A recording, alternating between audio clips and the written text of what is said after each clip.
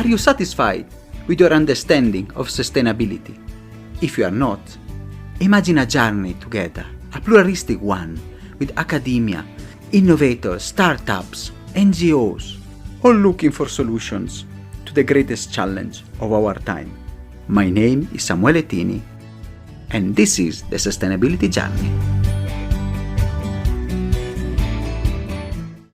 Welcome to another episode, and today I'm so pleased. We are going again round and round the globe, and we'll stop now to the tiny islands of Capo Verde. We are meeting a scientist and somebody that is doing wonderful things there. She is also Alumni Change Maker awarded by the prestigious Financial Times. And then she has studied Harvard, INSEAD. So I cannot wait to discuss with her. So thank you so much. I'm pleased to introduce Elisa Dierickx. I hope I pronounced correctly, Elisa. Thank you so much.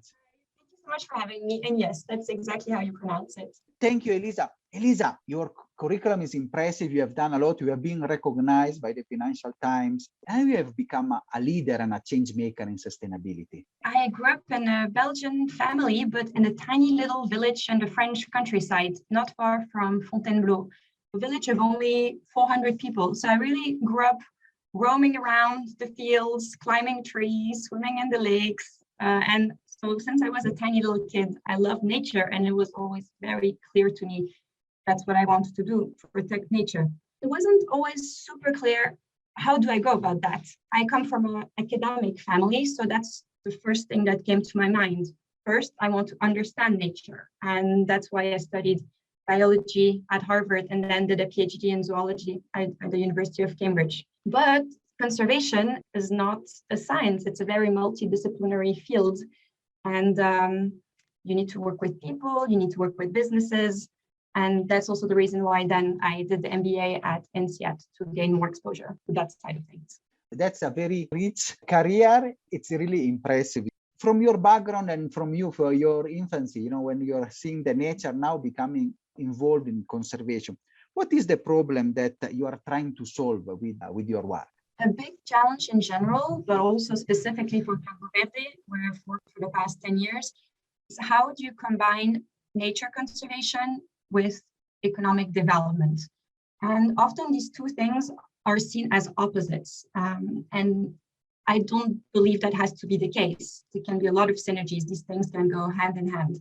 And that's been at the core of the philosophy of FMB, the NGO in Cape Verde, from the very beginning, but also at other places I've worked, for example, at Fauna and Flora International, a large international NGO. They have the same philosophy. And my current job at Systemic, we also look for these solutions that combine nature solutions with business. Very interesting. So we are going now to see a bit more in the context where you work. So maybe before discussing about the Maio Biodiversity Foundation and the work you are doing, can you explain a bit, because I know not many people are familiar with the Capo Verde archipelago.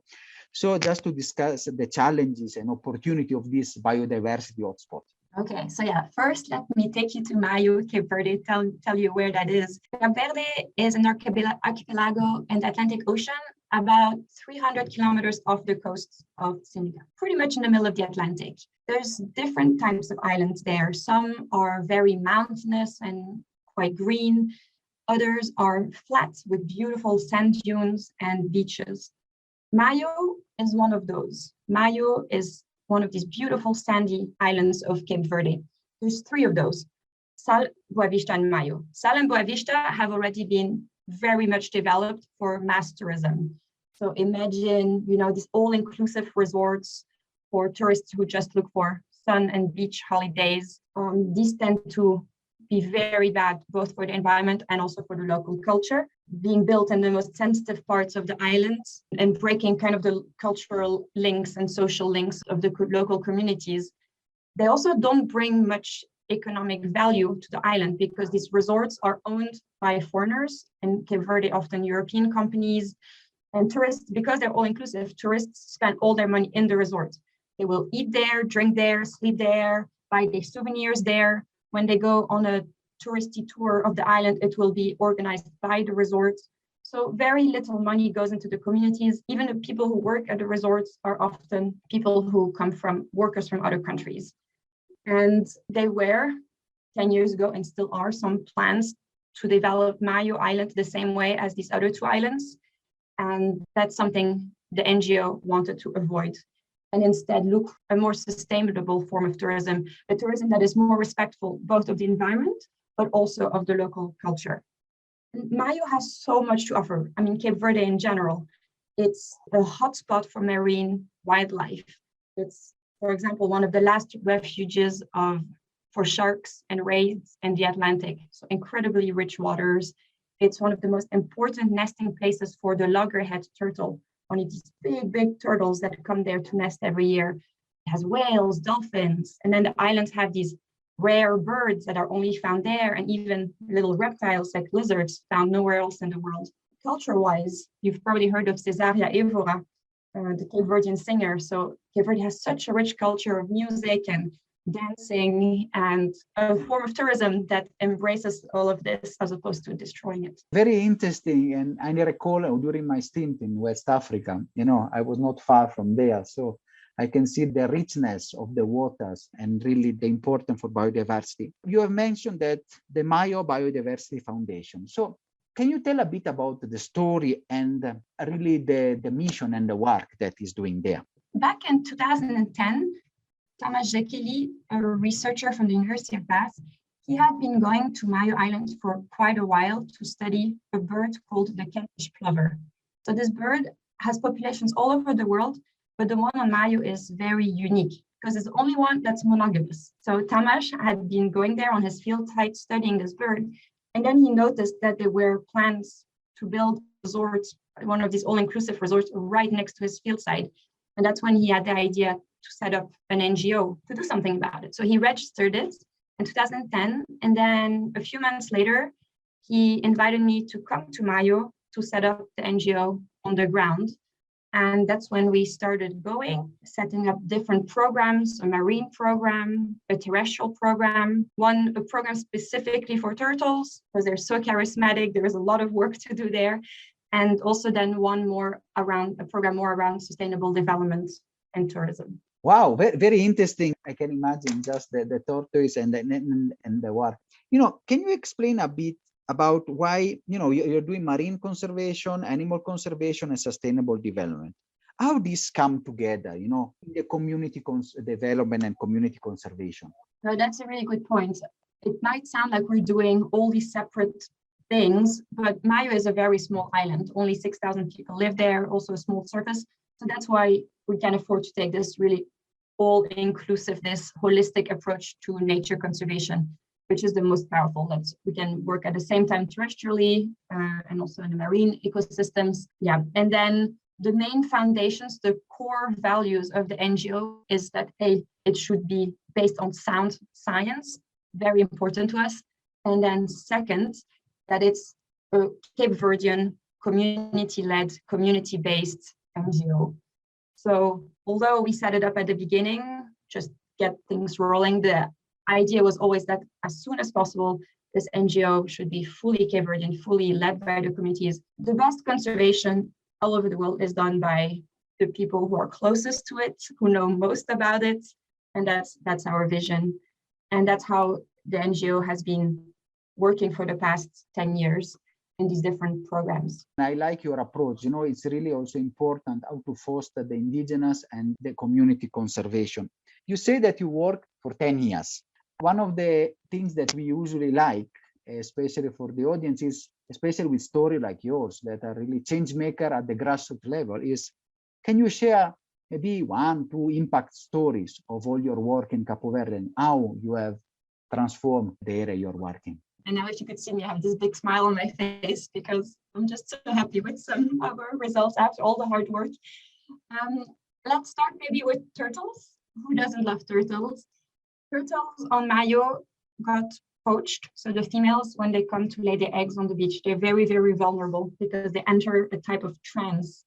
When they're laying the eggs, they're not aware of their surroundings anymore. A very strange phenomenon and very vulnerable to poachers in that moment. And the eggs as well, you can easily then find them and dig them up. So poaching in Cape Verde was pretty bad. And despite big efforts from the government to make the loggerhead turtle a national icon and symbol. So when we started working there, we looked at what NGOs were doing on other islands already with turtles. We could see why they were doing it that way, but we were not completely sold on the idea. So the traditional approach was you get a lot of international volunteers who come, live in separate volunteer camps on the beach and patrol the beaches all night. And then if there's a problem, call the police. So that's a very quick and cheap way to intervene and quickly protect turtles. But in the longer term, we thought this is not a good solution because, first of all, the conservation is not done and not embedded in the local communities. It's actually the opposite. Other people living in a separate camp, forbidding local people to do what they've been doing forever. It creates tensions. It's not sustainable in the long term. So we're like, how can we do it? The first year, we had to get going quickly before the turtle season started. So we decided to hire local people from the villages to do the patrolling as rangers. It didn't turn out that well. Put yourself in the shoes of a local ranger. You patrol the beach on this small island. You find a poacher. Chances are like 90% that you know this person. He might be your brother, your best friend. And what do you do then, right? Like you're not going to call the police on them. It just puts you in a very awkward situation. There were some other difficulties. This was a bit of a new concept. We were a new NGO, so people maybe didn't feel respect towards their job because, well, we hadn't proven ourselves yet. So basically, this failed quite a bit. So the next year, we thought, okay, how can we improve this without letting go of this core idea that we had? This needs to be based in the communities. So then we decided to create mixed teams, still mainly local rangers, but in each team, adding maybe one international volunteer and then one or two young Cape Verdean biologists, but from other islands. And then these foreigners and these biologists from other islands would live with families in houses in the villages. So also be embedded in the community. This took off so quickly and created all these unexpected synergies. So for example, because they were living together, ideas were exchanged not just during work, which is 24/7 and in both directions. So local people saw how much, for example, the international volunteers love turtles and got so excited to see them, but also the other way around. Some of the volunteers might come in being a bit, I'm also a bit like that, but tree hugger, eco warrior, vegan, and with super good intentions, but then living in the communities, they saw the challenges of day-to-day life in Cape Verde, and it puts a lot of nuance in their way of seeing of how nature conservation should be done. And then, of course, this also provided income for local families because we paid these families where people were staying.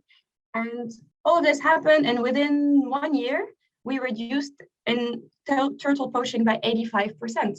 And we then developed this whole system into an eco-friendly bed and breakfast system where tourists can also stay in the villages, so more income in the villages. And now, 10 years later, the number of turtles who come to nest on Maio has been multiplied by 10, so increased by an order of magnitude. We now have so many turtles, we barely manage to tag and monitor them all every turtle season. So, but we're very happy. That's a struggle you want to have. I can see the passion and the work that you have. 85%, that's incredible. And times 10, especially for the loggerhead, which is an endangered species. That is an impressive result. I'm touched by the story. Do you want to share something more? Because now I'm craving for more. Yes, let's maybe tell you a story from the marine program. As I said, Maio and Cape Verde in general is a hotspot for sharks. So yeah, sharks get a bad press, but they're pretty cool. And they play a very important role in the marine ecosystem as top predators, keeping the oceans healthy, fish populations in check and at healthy levels. When we started working in Maio, we need to create bands and connections with the local fishermen. So fishermen in Maio play a very important role. Most protein in the diet of people of Maio comes from fish. Fishermen also take a lot of risks to do their job, so socially they have a high position. but they have their own groups and communities. So it took a lot of work to earn their trust, of course, like with everybody. And we started talking about sharks specifically, their role in the ecosystem. And in the end, no one knows the sea better than the Maio fishermen. So it didn't turn out to be much of a discussion. Once we started mentioning a few things about sharks, fishermen were really quickly sold on to the idea of how important sharks were and really realized that, and they were able to triangulate it with their own observations when fishing. And then more generally, we then started talking about the importance of marine protected areas where fish stocks could replenish themselves, and then the benefits for the fishermen also meaning that these zones would be exclusively for them and not for larger ships coming from the capital or even from other countries, because fishermen in Maio have a very traditional fishing style that has much lower impact, but they can't compete with larger ships. So all of these discussions, on the beach over the years, building trust. And in parallel, we worked with the government to design these protected areas with the input from the. Then we reached a point, okay, we now have these nice lines of a map of where the protected areas are. We have everybody on board, but we don't have the resources really. The government of Cape Verde doesn't have the resources to patrol these areas, to monitor them, to collect scientific data. Very costly, requires a lot of skill. So we came up with a new idea, which we called the Guardians of the Sea. The Guardians of the Sea being a group of volunteer fishermen that we supported a little bit with training, organizing meetings, providing a bit of fuel for their boats. And they started patrolling the seas as they were fishing and collecting data. So when they saw sharks or whales or dolphins, taking notes, sharing all this data with us. When they saw illegal activity, sharing it with us as well. Then we in turn collating it and sharing it with the police and the government. And this went extremely well. And after a few years, the Guardians of the Sea even came to us and said, okay, we are really sold on this. From now on, we're going to keep doing it on a completely volunteer basis. We would love to keep working with your support, but in any case, we're keeping doing this. This is really important for us and for the islands. And there's not many examples of this succeeding globally. So we're very happy with that. And then NGOs on other islands started replicating this model of Guardians of the Sea, and we've organized exchanges between the islands of fishermen so they could share their experiences. And so it's growing now on 3 other islands in Cape Verde as well. Let's see where it goes. But I love attending those Guardians of the Sea meetings. I find them extremely inspiring. Wow, this is really the spirit of a change maker on the ground and really fighting against, the shark and the plague of shark fin and all this. It's really the importance also of protecting against overfishing. And the Guardian of the Sea, they're doing a crucial role also to protect their own environment. So their own conservation is not the fortress conservation from abroad, from, the Western world or what. It's really impressive. I would stay here for hours listening to your stories. I want to ask you, Elisa, now you have given us this wonderful holistic program about the loggerhead tortoise and the work that they are doing. And again, also the Guardians of the Sea. What is the way forward for you? Where do you want to take your organization? I would really like is now maybe more collaboration between the islands, maybe unifying our efforts all together with all the other NGOs on the other islands and the academics working on the other islands.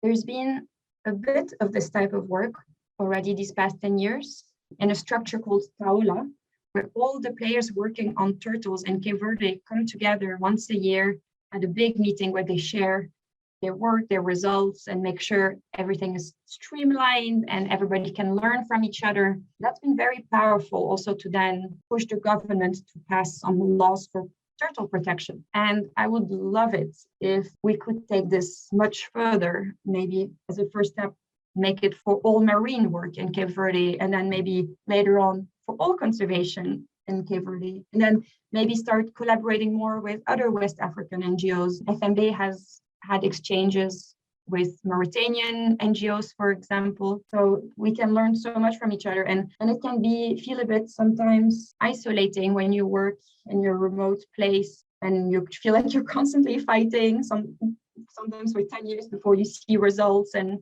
can be depressing. If you can all work together, you not just learn from each other, but you also motivate each other, and seeing other people's passion revives your own passion and prevents you from getting discouraged. That I would love for it to go in that direction.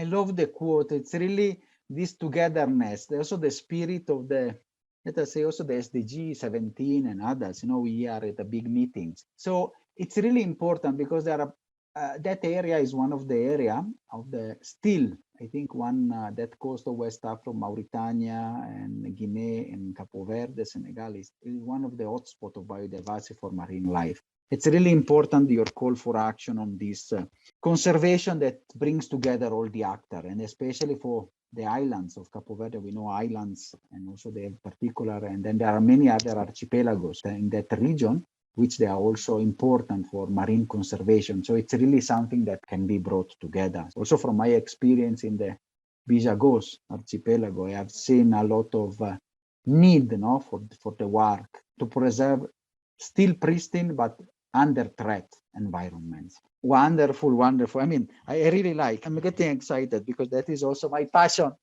And I want to ask you, we are almost, winding up our discussion. And I want to ask you a bit to give the people that are listening to us, you shared a wonderful story, your message, your call to action for who is listening to us all over the planet. I'll expand a bit on this idea of togetherness and of working together to say that nature conservation, protecting nature is not just a job of biologists. It's not just the job of NGOs. It's everybody's job. And I learned it myself in my own career. It's an interdisciplinary field. Everybody needs to participate. The fishermen of Maio, they can protect sharks as much as they want. If big factory trailer ships from the EU or from China keep going by the archipelago, all of the efforts will be for nothing. So in all parts of society, from businesses to governments, to NGOs, to local communities, everybody needs to work on this together. And for myself, that's what I'm trying to do as well. FMB is now running perfectly well on its own with their wonderful director and managers. And I've now moved more to the business side of things to develop sustainability there and keep working on this all together. Thank you so much. I think now that is also the importance. And I like your message with the holistic nature. Conservation is not the work of NGOs, but the work of everybody. And I like what you said at the end, also the role of business, because and this is one of the key tenets of this podcast, the role of business as a force for good. Elisa, I have no word to thank you. I mean, such an inspiring story when the eyes are brightened and then you see the power and the light and the fire for conservation and protection of this critical area that is coming from you. So I'm really pleased of your time with us. And then I'm sure we will want to also to have you in the future to see how your work is going. But thank you so much. Thank you to you as well. Thank you. A big pleasure. Are you satisfied after this wonderful episode? Let's continue together our sustainability journey.